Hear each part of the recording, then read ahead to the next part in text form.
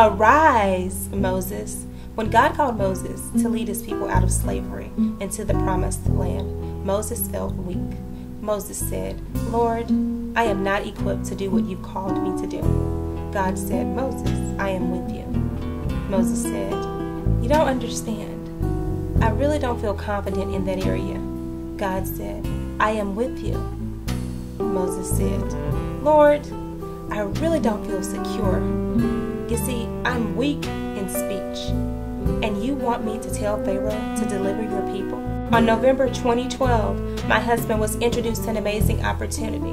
The opportunity would afford us to be financially secure, to create a legacy of wealth, and to embark upon a journey that we could only dream of. However, the opportunity required a huge sacrifice.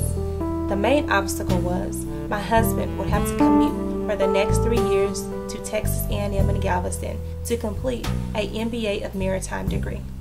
He could not complete the degree in Dallas due to the lack of waterborne trade in the area. Galveston was the closest maritime school. Another obstacle was our son was only 3 months old and had already formed a great bond with my husband. He would have to leave us for the week to attend school. In addition, my husband could not work a full-time job and spend time with his family.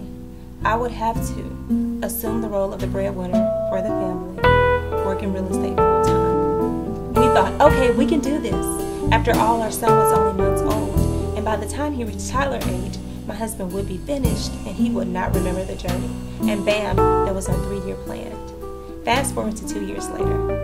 The plans were being executed and significant progress made. My husband was awarded a scholarship in Florida in December 2015, and we were allowed to travel with him to the internship. We were returning from the 1-week internship in Florida, full of excitement due to the Christmas season, and realizing that my husband was just entering into his last semester of graduate school.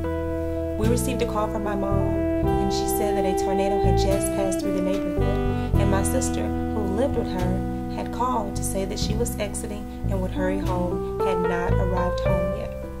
I told her not to worry, this was not the first time that Ken would be tardy arriving home. Immediately after I got off the phone with her, my 11-year-old niece called and said, Titi, my mom has not made it home yet. I am about to have a heart attack. I told her not to worry, to pray instead. My husband and I continued to call my sister, only to have her phone go to voicemail.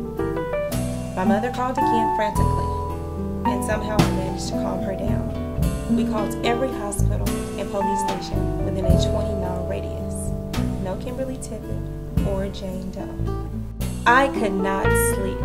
Around 6 a.m., I managed to get myself out of bed to a sickening feeling in my stomach. I immediately started calling around again to try and obtain more information. A friend called and asked if we heard from my sister. I told her no. She insisted that we contact the morgue. The morgue, I thought. Why should we contact the morgue? Clueless, in denial. I fringed at that recommendation. I relayed that information over to my husband, and immediately he contacted the morgue from a hotel lobby. I kept looking back to see if he was walking to the car. It took him a while to get back.